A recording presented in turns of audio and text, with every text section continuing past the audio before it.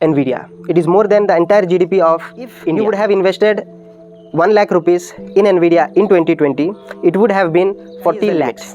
But in this case, that quote is wrong. Even sky is not the limit. నమస్కారం అండి. ఈరోజు మనం company గురించి మాట్లాడబోతున్నాం. ఎన్విడియా. అది 1993లో ఫౌండ్ చేయబడ్డది మిస్టర్ జెన్సెన్ హువాంగ్ ద్వారా. అతను కో ఫౌండర్ అనమాట. ఇనిషియల్గా ఎప్పుడైతే ఇది లాంచ్ అయిందో ఈ కంపెనీ గ్రాఫిక్ చిప్స్ని తయారు చేసేది. మన కంప్యూటర్ గేమ్స్ ఉంది కదా, వీడియో గేమ్స్, వాటికి చిప్స్ తయారు చేసేది అనమాట.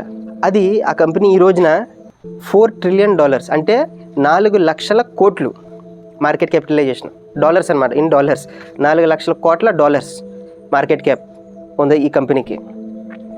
అండ్ ఒకవేళ ఇది ఒక కంట్రీ కన్నా అయి ఉంటే జపాన్ అండ్ ఇండియా మధ్యలో ఉందన్నమాట. మన ఇండియా కంటే ఎక్కువ ఉంది. అండ్ 190 కంట్రీస్ కంబైన్ జీడిపి ఏదైతే ఉంటుందో ఈ ఒక కంపెనీ సంపద అంత వాల్యూ ఉంది ఈ కంపెనీకి.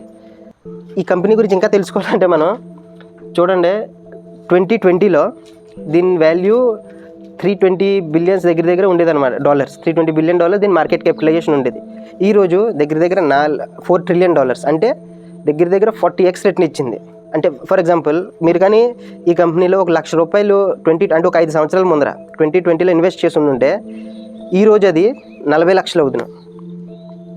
40 రెట్లు రిటర్న్స్ ఒక 5 ఇయర్స్లో ఇచ్చింది. అంటే చూడండి ఎంత వెల్త్ని జనరేట్ చేసిందో దీని ఇన్వెస్టర్స్కి. అంత పవర్ఫుల్ కంపెనీ అనమాట. అండ్ ఈ ప్రజెంట్ డేస్లో ఒక జెట్ అవనివ్వండి, ఫైటర్ జెట్ అవని అడ్వాన్స్, లేకపోతే ఇప్పుడు ఆటోమేటిక్ రోబోట్స్ వస్తున్నాయి కదా సర్జరీ చేయడానికి, ఆటోనమస్ సర్జరీ అంటున్నారు, అవి చేయడానికైనా, కార్లు నడాలైనా, ఏదైనా ఏ మోడల్స్ నడాలన్నా, లైక్ ChatGPT, DeepSeek, ఇటువంటి ఏమైనా నడాలన్నా, ఇవన్నీ కూడా ఈ కంపెనీ చిప్స్ మీదే ఆధారపడి ఉన్నాయి. అందుకే దీనికి ఇంత వాల్యూ అనమాట. అండ్ ఈ కంపెనీ ఒక బ్రీఫ్ మనం అర్థం చేసుకున్నాం కదా. ఈ కంపెనీ నుంచి మనం నేర్చుకున్నది ఏంటో కొంచెం ఏమేమి నేర్చుకోగలమో చూద్దాం. ఫస్ట్ ఆఫ్ ఆల్, ఇంగ్లీష్లో ఒక సామెత ఉంటుంది, స్కై ఈజ్ ద లిమిట్ అని.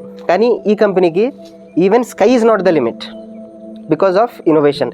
ఇన్నోవేషన్ దారిలో ఎంత అడ్వాన్స్గా ఇది వెళ్ళిందంటే ఈరోజు 4 ట్రిలియన్, అంటే ఎంటైర్ వరల్డ్లో నంబర్ 1 కంపెనీగా ఈరోజు వచ్చింది ఇది. దట్స్ ఆల్ బికాజ్ ఆఫ్ ఈ కో ఫౌండర్, ఈ జెన్సెన్ హువాంగ్ ఎవరైతే ఉన్నారో, ఇతను 2013లో ఒక డెసిషన్ తీసుకున్నారు. అంటే చూడండి, 1993 నుంచి 2013 వరకు 20 సంవత్సరాల్లో ఇది ఓన్లీ గ్రాఫిక్ చిప్స్నే తయారు చేసేది. కానీ ఇతని విజన్ చూడండి, 2013లో ఇతను ప్రెడిక్ట్ చేయగలిగాడు ఏంటి, రాబోయే ఫ్యూచర్ మెషిన్ లెర్నింగ్ మీద ఉంటుందని. అంటే మెషిన్స్కి నేర్పడంలో ఉంటుందని ఇతను అర్థం చేసుకుని దానికి కావాల్సిన చిప్స్, దానికి కావాల్సిన సాఫ్ట్వేర్ తయారు చేశాడు. అంటే ఈ కంపెనీ ఫోకస్ అంతా దాని మీద షిఫ్ట్ చేశాడు.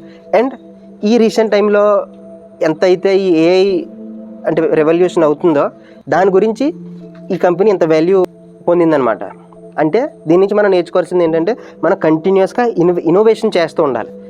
అంటే ఫస్ట్ ప్రెడిక్ట్ చేయాలి ఫ్యూచర్ ఏ దిశగా వెళ్తుంది అన్నది చేసి దాంట్లో ఇన్నోవేషన్స్ కానీ మనం ఇన్నోవేట్ చేయగలిగితే ఖచ్చితంగా మనం కూడా ఇటువంటి ఒక కంపెనీని ఎస్టాబ్లిష్ చేయగలుగుతాం అనమాట. లేదా మన ఈవెన్ లైఫ్లో కూడా, కంపెనీ అనే కాదు, లైఫ్లో కూడా ఇప్పుడు మనం కొత్త విషయాలు నేర్చుకుంటూ ఉంటే డెఫినెట్గా మనం పైకి ఎదేదానికి ఆస్కారం ఉంటుంది. దాని తర్వాత even if you are successful you have to face some struggles. మీరు సక్సెస్ఫుల్ అయినా కూడా కొన్ని ప్రాబ్లమ్స్ అండ్ ఛాలెంజెస్ ఫేస్ చేస్తూ ఉండాలి. ఫర్ ఎగ్జాంపుల్ ఇతనికి ఛాలెంజెస్ కూడా చాలా ఎక్కువ వచ్చినాయి అన్నమాట ఈ కంపెనీకి. లైక్ ఎర్లియర్ ఈ సంవత్సరమే చైనా DeepSeek అని లాంచ్ చేసింది. ఆ కంపెనీ DeepSeek లాంచ్ చేసింది కూడా ఈ చిప్ సెట్ మీదే, ఎన్విడియా చిప్స్ మీదే. కానీ చైనా రైవల్ కంట్రీ కదా, అది DeepSeekని ఇంట్రడ్యూస్ చేసినందుకు ఈ కంపెనీ $600 బిలియన్ ఒక సెషన్లో వైప్అవుట్ అయిపోయింది. $600 బిలియన్, చాలా పెద్ద అమౌంట్ ఒక సెషన్లోనే అనమాట.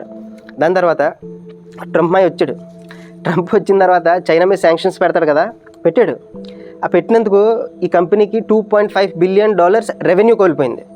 అలా ఎన్ని ఛాలెంజెస్ అనమాట. అదే కాకుండా ఈ కంపెనీ ఇప్పుడు కో ఫౌండర్ ఉన్నాడు కదా, ఈ కంపెనీ కో ఫౌండర్ కజినే ఇంకో కంపెనీ రన్ చేస్తుంది, ఏదైతే దీనికి డైరెక్ట్ ఛాలెంజ్ చేస్తుంది అనమాట. ఎన్విడియాకి ఇప్పుడు డైరెక్ట్ కాంపిటేటర్ ఈ AMD అన్న కంపెనీ, అది ఇతని కజినే రన్ చేస్తున్నాడు. అల్టిమేట్లీ డబ్బంతా ఒకే ఫ్యామిలీ అనుకోండి, బట్ స్టిల్ ఛాలెంజెస్ అన్నది ఉంటుంది కదా. అండ్ హోప్ ఇలాగ ఇన్నోవేషన్ని మనం లైఫ్లో ఇన్కల్కేట్ చేసుకుని ప్రతి చిన్నదాని నుంచి పెద్దదాని వరకు ఇన్నోవేషన్ ద్వారా, అంటే కొత్తగా ఆలోచించి ఏదైనా కొత్తగా చేయాలన్న తపన మనలో ఉండాలి. ఆ తపన పెంచుకున్నప్పుడు ఖచ్చితంగా మనం కూడా సక్సెస్ఫుల్ అవుతాం. Hope you like this video and మీకు కనుక ఈ వీడియో నచ్చినట్లయితే please do like, share and subscribe.